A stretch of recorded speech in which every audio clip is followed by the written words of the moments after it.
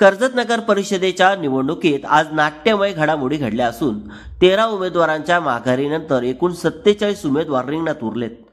नगराध्यक्ष पदासह दाखल झालेल्या 100 नामनिर्देशनापैकी 38 अवैध ठरली. छाननीत 62 अर्ज वैध राहिले होते. 2 दिवसात 15 उमेदवारांनी माघार घेतल्याने आता अंतिम यादीत 47 उमेदवारांची नावे निश्चित झाली आहेत. 26 नोव्हेंबर रोजी निवडणूक चिन्ह वाटप झाल्यानंतर या उमेदवारांचा प्रचार खऱ्या अर्थाने वेग घेणार आहे.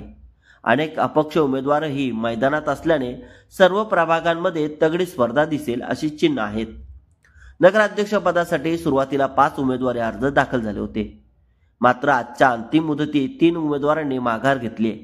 माघार घेणाऱ्यांमध्ये ऐश्वर्या शशिकांत बार्शी भारतीय शेतकरी कामगार पक्ष, तर कोमल मामुंडकर अपक्ष, सुवर्णा अभिषेक सुर्वे शिवसेना शिंदे गट या तिघांनी माघार घेतल्याने आता थेट 2 दिग्गजांमध्ये सामना रंगणार आहे. महायुतीकडून भाजपची डॉक्टर स्वाती लाड आणि परिवर्तन विकास आघाडीकडून राष्ट्रवादी अजित पवार गट, शिवसेना ठाकरे समर्थित पुष्पा दगडे हे आमने सामने निवडणुकीत पाहायला मिळणार आहेत. नगराध्यक्ष पदाच्या थेट लढतीमुळे आता संपूर्ण तालुक्यात राजकीय तापमान चांगलेच वाढले आहे.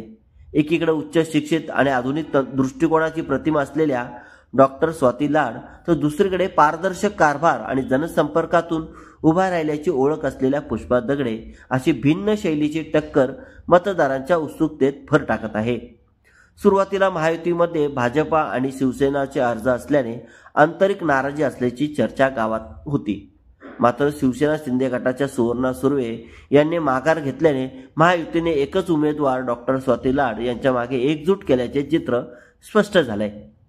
दुसरीकडे राष्ट्रवादी व शिवसेना उद्धव ठाकरे समर्थित परिवर्तन विकास आघाडीने पुष्पा दगडे यांना आपला उमेदवार घोषित करून संघर्ष अधिक रंजक केला.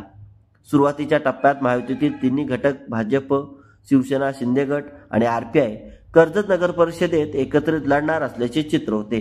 तथापि उमेदवार निवडीच्या प्रक्रियेत निर्माण झालेला संभ्रम आज साफ झाला असून महायुतीने एकमुखाने डॉक्टर लाड यांना पाठिंबा दिल्याने मैदानातील समीकरणे अधिक स्पष्ट झाली आहेत.